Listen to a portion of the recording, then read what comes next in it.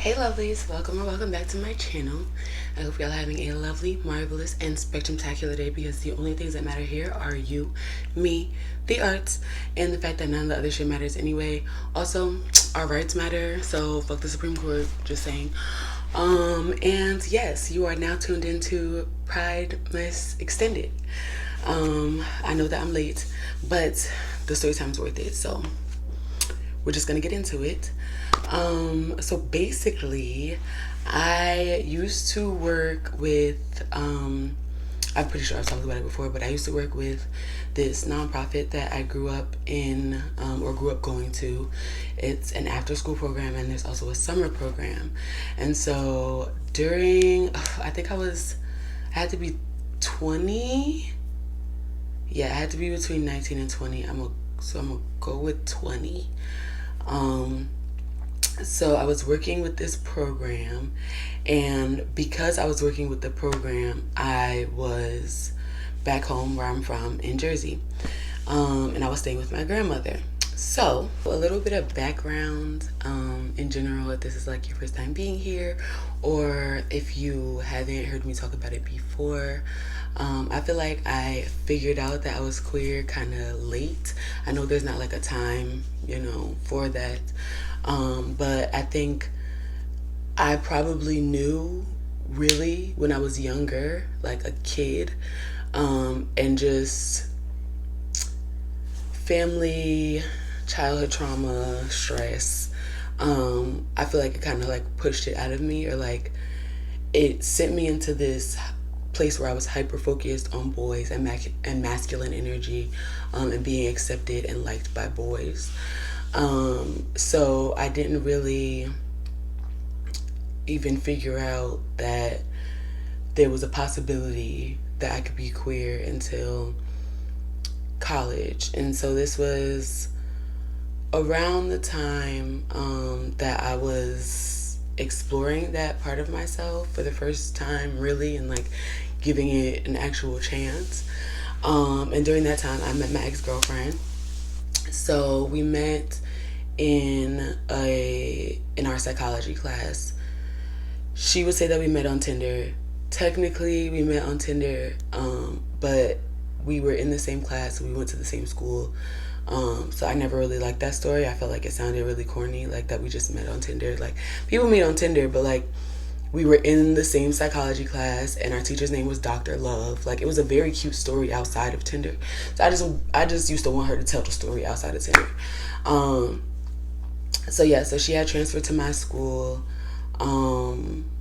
like I said, when I was in college, and we were in the same psychology class. And so I think that's what kind of got brought up in the initial Tinder conversation, and we went from there. So we had kind of been like attached at the hip, and I had come out of a very toxic and traumatic relationship, as they be, and yeah, so we would be with each other all the time if we could. But during this particular time, like I said, I was working, and I was working back home, and she is not from Jersey. So at the time, I was kind of like navigating my life around like where she was. Like, I had dropped out, and we were still kind of like living together, and I would travel home with her. We were just very much like this. And me spending summer in Jersey was not ideal for us and our U-hauling best girlfriends experience. So I think at one point we decided that she would just come visit me in Jersey. And this particular day, I believe we had been out, or I had come from work. I'm not sure if we had been out or I had come from work. But we were at my grandma's, and my grandmother is 86, I believe, 86. I think she just turned 86. And she is Southern, very Southern, and quite naturally and blatantly homophobic. It's one of those things where, like, I don't feel like it's necessary for me to argue with her at this point in my life or in her life. So we kind of just leave it at that. But at this point, I was really kind of hiding my ex-girlfriend from like all of my family, because homophobia trickles, we know this. And I've said before on my channel, I don't feel like my mom is homophobic, but I feel like she has some of the southern impact from how she was raised. And so I just didn't used to want to talk about it. Like, I never felt like I had to come out, and that's no shade or no disrespect to anyone that ever has come out or feels like they have to come out. In my head, I was like, I'm 19, 20, you know, like when I was figuring this stuff out. I didn't feel like I had to explain anything to anybody. I was in college. I was living my best life. I didn't feel like anybody deserved to know who I was sleeping with or needed that information. So I say all that to say, my grandmother, my mom, and my sisters were supposed to be at my mom's house, which I believe at this time she was living in like the middle of Jersey, which New Jerseyans know that we don't count that. I personally don't count middle or central Jersey or South Jersey because I'm from North Jersey. I feel like it's two different worlds. But yeah, so my mom and my grandma and my sisters were supposed to be far, far away. And I had invited my ex-girlfriend to my grandma's house because that's where I was staying at the time. And like I said, we were just chilling, and at some point we fall asleep. So I can't tell you for certain if we were doing anything like sexually before we fell asleep, but I can tell you that my ex at the time, or my girlfriend at the time, fell asleep without her shirt on. So I think it was just hot, to be honest. Like, I feel like we just fell asleep because we fell asleep. But child, either way, that do not matter, because what I'm about to tell y'all. So normally if I was doing something that wasn't probably this bright and didn't know when everyone was going to be home, I would lock the door. But we forgot. So the door's unlocked. Everyone comes home. And neither of us woke up when everyone came home. So at some point we just hear the door creaks open. And to be honest, my sisters were probably like, I have twin sisters that are younger than me. If you didn't watch my Pride vlog, which why would you not watch my Pride vlog? But yeah, now you know. At this point, they were like 10. So in my head, it's one of them, which isn't as bad as it being my mom, because she has no idea at this point that I like girls, talking to girls, none of that, right? So we hear the door. At this point, my ex is pretending to be asleep because I feel like she realized what was going on before I did. And my mom just like peeks her head in and she's like, Amari, you need to tell your friend to leave. Or I think she said, you need to get up and tell your friend to leave. And it was just like very, very stern. My mom, if y'all are into astrology, she's a Capricorn, Mars, and I feel like that be the part that be getting my ass, because when she mad or when she real serious about something, it's this tone in her voice and it gets very authoritarian.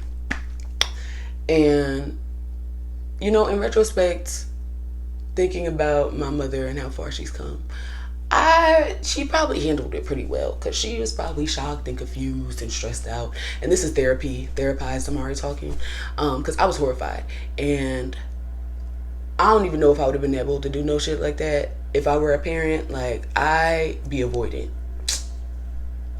purely because of my parents. So I don't know like I said, I think my mom's Capricorn made her this tough and a little abrasive, because I don't know. I personally would have closed the door. I would have closed the door. I would have just, that's none of my business.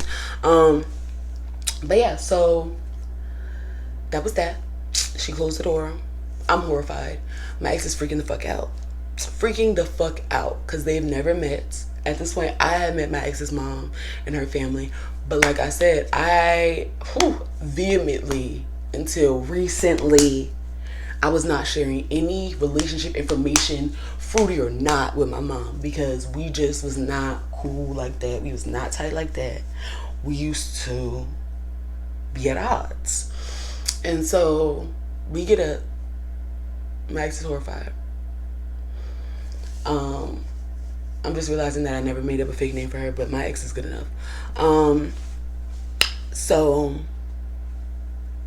at some point, my mom left the house, which she does that, especially if she's like overwhelmed or upset. She does that. She just leaves. She goes to do whatever. I don't know. She doesn't really tell people. So she leaves the house, which I figure out because eventually I like put clothes on, go outside to assess the scene, see if my mom throwing anything, or if like my grandmother knows what's going on somehow. Just trying to figure out what the fuck is going on. But at this point, my room in my grandma's house is like my own little world. Like I stay back there, I lock the door, I have my little salt lamp. I would just be in there, and then I had to travel. I had to travel to New York every day. Not that it's like super far, but I was traveling from North Jersey to Queens. So I had to take like multiple trains. It was the whole thing. So yeah, niggas was tired. But my mom ain't give a fuck about none of that. So she leaves. I don't think we ever talk about this. Like to this day, I don't think we ever talked about this. And my ex is so freaked out that she decides that she is going to climb out of the fire escape because she doesn't want to have to walk through the house and risk anyone seeing her, my little sisters, my grandmother, or my mother. And I don't even know if my uncle was there at some point because my uncle lives with my grandmother. But yeah, she decides she's going to leave out the fire escape.